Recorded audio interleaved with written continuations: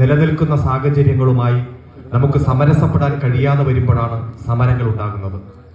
5 തവണ വലിയ സമരവും അതിന്റെ ഭാഗമായി നിരവധി സെമിനാറുകളടക്കം ഗ്രാമങ്ങളിലടക്കം വലിയ പ്രക്ഷോഭങ്ങളടക്കം നടത്താൻ സാഹചര്യമൊരുക്കിയത് കഴിഞ്ഞ 5 വർഷമായി ജനങ്ങൾക്ക് കൊടുത്ത വാക്കു പാലിക്കാതെ വികസന വിരോധത്തിലേക്കും അതുപോലെ തന്നെ വികസന മുരടിപ്പിലേക്കും നമ്മുടെ ഗ്രാമപഞ്ചായത്തിനെ തള്ളിവിട്ടിരിക്കുന്നു എന്നതുകൊണ്ട് മാത്രമാണ്.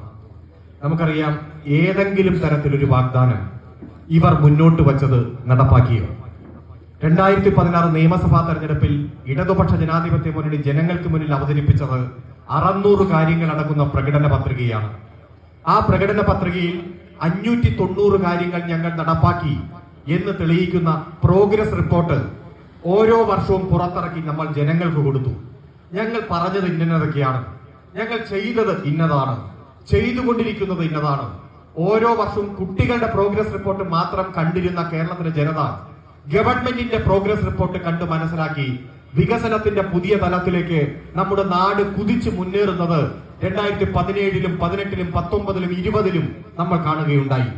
അതിന്റെ ഭാഗമായിട്ട് എന്താ, കേരളത്തിന്റെ ചരിത്രത്തിൽ ഇതുവരെ പഞ്ചായത്ത് തെരഞ്ഞെടുപ്പുകൾ നടക്കുമ്പോൾ ഏത് മുന്നണിയാണോ കേരളം ഭരിക്കുന്നത് ആ മുന്നണി തന്നെ പഞ്ചായത്ത് തെരഞ്ഞെടുപ്പിൽ വിജയിക്കുന്ന ചരിത്രം 1957 ശേഷം ഈ കേരളം എടുത്തു പരിശോധിച്ചാൽ ഒരിക്കലും ഉണ്ടായിട്ടില്ല.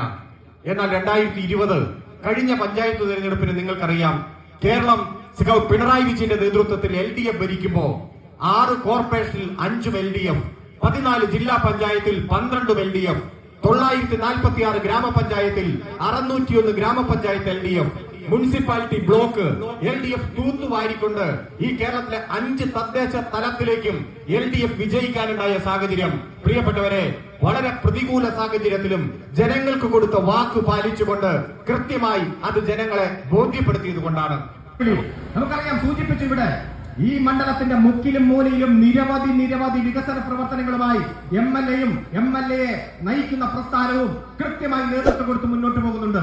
ആ സമയത്ത് അങ്ങ് അപമാനിക്കാൻ, ജാതിപരമായിട്ട് അപമാനിക്കാൻ, അതുപോലെ തന്നെ പ്രധാനപ്പെട്ട ചടങ്ങുകളിൽ നിന്ന് പഞ്ചായത്ത് മെമ്പർമാർ മാറി നിന്ന് ഒരു ജനാധിപത്യ സമൂഹത്തിൽ ഉൾക്കൊള്ളാൻ കഴിയാത്ത തരത്തിൽ വളരെ വികലമായി ഈ ഭരണസമിതി മുന്നോട്ട് പോയിക്കൊണ്ടിരിക്കുകയാണ്. അതുകൊണ്ട് ഞങ്ങളെ സംബന്ധിച്ചിടത്തോളം സമരമല്ലാതെ മറ്റു മാർഗമില്ല. അതിശക്തമായിട്ടുള്ള സമരം ഇനിയും തുടരും.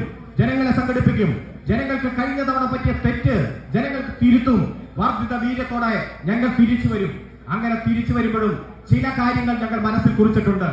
ഈ സാബു മുതലാളിയുടെ ഒരു പ്രസംഗമുണ്ടല്ലോ, CPM-ന്റെ നേതാക്കന്മാരെയും രക്തസാക്ഷി സഖാക്കളെയും എല്ലാം അപമാനിച്ചുകൊണ്ട് പ്രിയപ്പെട്ട കമ്മ്യൂണിസ്റ്റ് നേതാക്കന്മാരുടെ DNA പരിശോധിക്കണമെന്ന് പറഞ്ഞുകൊണ്ട് ആ തുല്ലസിച്ച അഹങ്കാരത്തിന്റെ ആരൂപമായി നിങ്ങൾ നടത്തിയ പ്രസംഗം ഞങ്ങൾ അത് സേവ് ചെയ്ത് മാറ്റിവെച്ചിട്ടുണ്ട്. മധുരമായ പ്രതികാരം താങ്കൾക്ക് തരാൻ വേണ്ടി.